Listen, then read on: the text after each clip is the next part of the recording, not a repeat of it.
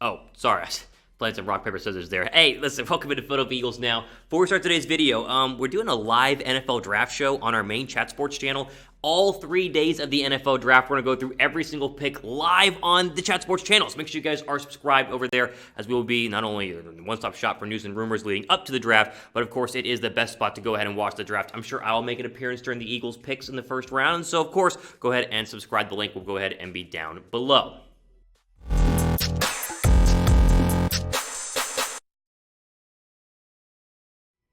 All right, Eagle fans, let's jump into the latest Philadelphia Eagles news and rumors, starting with, yes, the drama. The rock, paper drama is what we are calling it right now, and I cannot believe we are starting off the show talking about rock, paper, scissors, but here we are. Welcome to being a Philadelphia Eagle fan, or welcome to covering Philadelphia in terms of their sports. I mean, the drama that happens from just dumb little things is absolutely incredible, but let's break it down. So, if you did not see this, one, you're lucky because it was so stupid. Two, let me explain it for you. So, Nick Sirianni and Howie Roseman had kind of a random joint press conference yesterday at like 11:20 in the morning, and it was just kind of like, I guess, a pre-draft press conference. I mean, listen, I'm a media member. I'm fine with that. I'm fine getting some questions answered. But they were basically, asking questions about the draft and trading up and trading down. You get a lot of vague answers. And then Sirianni was asked about, what has he done via the Zoom player meetings? Because, of course, you can't meet players in person. You're doing it via Zoom to, get to know them or learn more about them. And Sirianni basically spilled the beans that he plays rock, paper, scissors to gauge their competitiveness. Yes, that's what he said, essentially. And, of course, hearing that, the media is freaking out about it. I mean, absolutely losing their minds. And I'm seeing people on Twitter right now who are already losing faith in Sirianni, at least what little faith they had, based on his first press conference where people wanted to whine about that one as well. So let's just go ahead and put some clarity on the actual Nick Sirianni comments and some perspective as well, because people who are upset about this are absolute idiots. Here is Sirianni's exact quote. Quote, "We didn't go earth-shattering on these games, right? I played a couple of them at rock, paper, scissors. It was as easy as that. Rock, paper, scissors. Let's see how competitive you are. I'm competitive. I'm going to be talking trash to them. Did you talk trash back to me?" There's different ways to do it. It looks a lot of different ways, but our coaches got so creative with this. They did a great job of figuring out how to compete, because everyone's compete looks a little different. I get up there, I play rock, paper, scissors. They get a little more creative than I did at times, end quote. So, he plays rock, paper, scissors to gauge competitiveness, and of course the media is having an absolute cap. Like, can we please calm down? Like, can everyone please just take a breath and calm down and realize that this is obviously not a one, big deal, two, really even that realistic. I mean, I'm sure he did play rock, paper, scissors, but people are wanting to make this as if the Eagles are basing the sole decision on who to draft in this year's draft on how competitive they were in a Zoom rock, paper, scissors match against Nick Sirianni. That's what the media is trying to spin this as. Like, oh, the Eagles are so stupid, and Nick Sirianni is just the dumbest coach ever because he plays rock, paper, scissors in order to gauge competitiveness. Like, stop. Obviously, they're doing way more homework than this. These guys are doing hours and hours and hours of Zoom meetings with dozens and dozens and dozens of draft prospects. You got to mix it up a little bit, right? Not only are you drafting somebody to be a football player on your football team, you're drafting their personality as well. It's the same as any job interview, right? You're sitting down to interview someone. You not only have to find out if they're good enough to qualify for the job, but if there's someone you want to spend 12 hours a day sitting next to at a desk in a cubicle for 365 days a year, right? I mean, come on. This is absolutely ridiculous. And of course, people are forgetting that coaches do dumb stuff in these sort of meetings all the time. You remember the famous DK Metcalf interview with Pete Carroll, where Metcalf showed up with his shirt off. One, doesn't sound like a very idea for a job interview. But then Pete Carroll took his shirt off, which doesn't sound very professional of a head coach. They ended up drafting DK Metcalf, and now he's one of the best receivers in the National Football League. Or the old story about the Chiefs and Todd Haley and Julio Jones. They talked about ping pong in one of their meetings, and Julio Jones was so competitive about ping pong, he literally drove over to the house of Todd Haley and played him in ping pong in his garage. Was that immature of a head coach to do? Was that dumb to gauge Julio Jones' competitiveness based on ping pong? Stop. This is just people wanting to pour on Nick Sirianni because he had a rough very first press conference. When we say rough, it was like 30 seconds of him jumbling over his words because he was nervous. Sirianni is obviously not the best orator in terms of actually, talking to the media. He'll get better. It's not a big deal. I promise you, the Philadelphia Eagles are not gauging the draftability of a player based on rock, paper, scissors. And so calm down. Take a deep breath. It's really not that big of a deal. Don't read everything that's crazy on the internet right now. I believe in Nick Sirianni, and so should you. I will ask this, though. Pick one, right? Rock, paper, or scissors? Scissors. Like, what are you guys going to go with? You want R for rock, P for paper, or S for scissors? Give me a comment down below right now.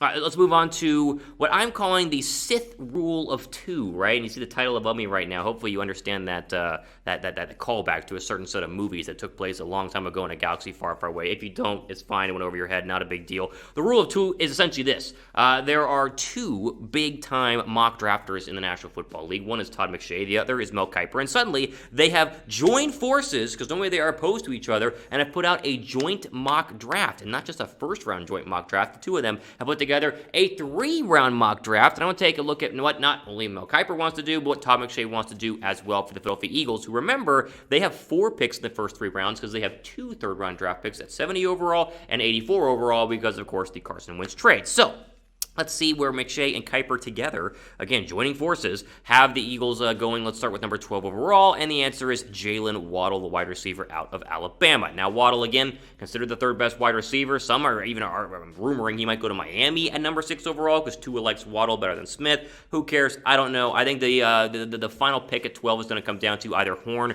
or Waddle, whichever one they like better. I think Waddle would provide incredible depth and explosiveness to an Eagles wide receiver depth chart that is very mediocre and very unknown, right? We don't know if Travis Fulgham is going to be good next year. We have no idea if Jalen Reagor is ever going to be good. Like, Philadelphia needs a home run at wide receiver, and Waddle is a better bet than, let's say, later on in the first round, like a Kadarius Toney out of Florida or even a Rashad Bateman out of Minnesota. So very fond of Waddle, and I like the idea of him at number 12. No worries there. 37 overall is where I have a little bit of an issue with this joint mock draft. They go Nick Bolton, the linebacker out of Missouri. Nothing against Nick Bolton. I think he'd be kind of good for the Eagles linebacking core and honestly a great player. I just think you need a cornerback, right? And that's something that he doesn't really address until the next round, and I don't want to wait till round 3 to get a cornerback. The Eagles addressed the linebacker position, and they addressed the safety position in free agency. So those are no longer, grade A top 1 needs. Didn't address wide receiver and did not address cornerback. Those are the 2 top needs, and so that's why most Eagle fans and most Eagle writers and reporters are saying take some either a receiver or corner at 12, and then either receiver or cornerback at number 37. But he goes receiver and then linebacker. Not the greatest sin in the world, but still, I'd rather wait and get a linebacker a little bit later. He finally does, or they, I should say, finally go wide receiver with number 70 overall, and it's the Syracuse cornerback, who I kind of hope Philadelphia doesn't draft, just because it's very hard to type out his name and learn how to spell it, but that's just, the selfish writer in me. But this is a great player. Ifeatu Melifonwu. I believe I pronounced that correctly. I practiced it in the mirror before we came on the show right now. Melifonwu is a very good and highly graded cornerback out of Syracuse again, but he's still pretty raw, and he's not expected to roll in and be an instant starter, which again is why I would rather take a cornerback in round 2 than round 3, because Melifonwu, is he going to be able to start opposite of Darius Slay? Got to remember, the wide receiver depth charts on most of the teams, all the teams in the NFC East are a lot better than they were the past couple of seasons, and the Eagles need a cornerback opposite of Slay. Melifonwu has a lot of growth potential, but I'm not a big fan of that being the first pick in the 3rd round for Philadelphia. The final pick in the 3rd round is Andre Cisco, the Syracuse safety. So you pair Melifonwu with Cisco, and you get, I guess, the Syracuse the Syracuse DB, group right now in Philadelphia. The thing about him is he's a ball hawk, and that's what McShay and Kiper mentioned in their mock draft, is that this is a guy who goes and gets a ton of interceptions, 13 overall in his career at Syracuse. And their reasoning in their article essentially was that Philadelphia did not take the ball away from their interceptions last year, get someone who can, which I guess makes sense, but this is assuming that I guess Ronnie McLeod is not going to be 100% healthy to start the season, because they re-signed, or they keep him, and they obviously signed Anthony Harris, so I'm not sure safety is that big of a need, but Cisco can be a good potential pick here if, I guess, you don't feel very confident in a K1, Wallace out of Clemson, because, again, you already drafted the safety this past year. So it's an interesting mega draft. I'm just not a big fan of it, right? Like, I get the Waddle pick, I get the Bolton pick, I get the Melifonwu pick, and I get the Cisco pick. I mean, they all wouldn't be terrible. I just think Philadelphia can do a lot better in the first 3 rounds with their 4 overall draft picks, and I would rather them go a couple of different routes here. I would say the Waddle one is fine, the Bolton one is okay, the rest of me are a little bit eh. Remember, the needs are a little bit different than what some people think in the national media. Linebacker, not that big of a need anymore, neither is safety. Focus on corner and wide receiver. I know they got both of those here, but I think you can go a little bit more in on cornerback than what they did in this mock draft. All right, grade this Kiper McShay joint mega draft in the comment section down below. A, B, C, D, or F. I'm a C on this one. I'm just not a big fan of this mock draft again, but I'll wait and see what you guys think in terms of this overall mock draft. Okay, before we go ahead and keep going, and make sure you guys are subscribed to our main Chat Sports YouTube channel. I know I keep saying it's going to be the place where you can watch the entire NFL draft live, pick by pick, with full breakdown and analysis, but they do a lot more than just the live draft, right? They do a ton of news and rumors from all NFL teams, as well as the NBA and some MLB stuff. I mean, it's like the best YouTube sports channel you can possibly find. Again, every single pick will be live, but there'll be plenty of hype and videos and rumors and news leading into that. Of course, youtube.com/chatsportstv, link down below me right now, or just search Chat Sports above me, but go ahead and subscribe to that channel right now.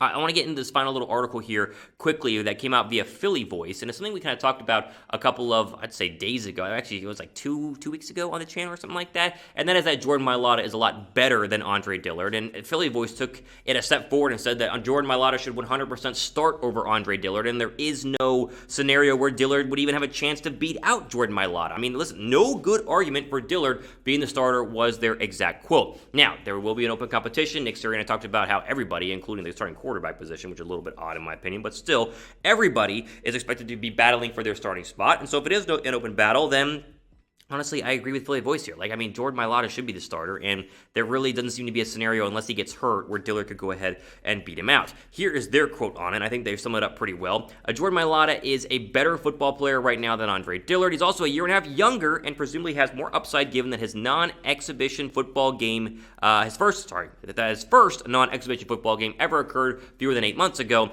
There is no good argument for Dillard to be running with the starters ahead of Mailata whenever the team reports for its first mandatory camp. There is potential for Dillard to find himself atop the depth chart, however, simply because he's a recent first-round pick the team spent substantial resources on. I'll ask you guys, who starts, Jordan Mailata or Andre Dillard? Type JM down below for Mailata, or type AD down below for Andre Dillard. Listen, Mailata should start, although it doesn't matter if he starts at the beginning of training camp, if he starts at the end of training camp, he will win the football job. I mean, he is going to be the left tackle of this football team, unless he takes a dramatic step back, or Andre Dillard eventually turns out to prove to be worthy of the #1 overall pick, or worthy of the first overall draft pick they did a couple of years ago. I've been asked this question before, if they should trade Andre Dillard, and they looked into doing that, but they ended up not, and I think the reason was they felt like they needed some depth and some solid depth behind Mailata and obviously Lane Johnson on the right side due to some recent injuries on the Philadelphia offensive line. So I would agree with Philly Voice here.